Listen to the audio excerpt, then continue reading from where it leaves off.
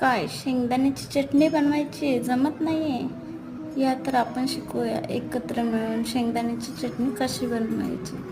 शेंगदाण्याची चटणी बनवण्याची अगदी सोपी पद्धत आज मी तुम्हाला सांगणार आहे.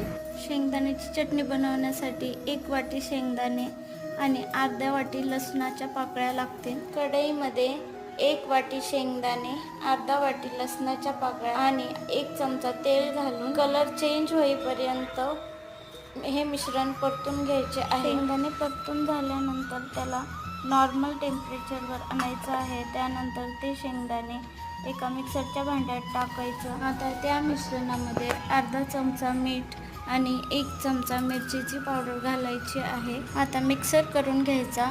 मिक्सर केल्यानंतर पुन्हा कढईमध्ये 1 चमचा तेल घालून ते मिश्रण त्यात घालून 2 मिनिटं परतून घ्यायचं. अशा प्रकारे शेंगदाण्याची चटणी खाण्यासाठी तयार आहे.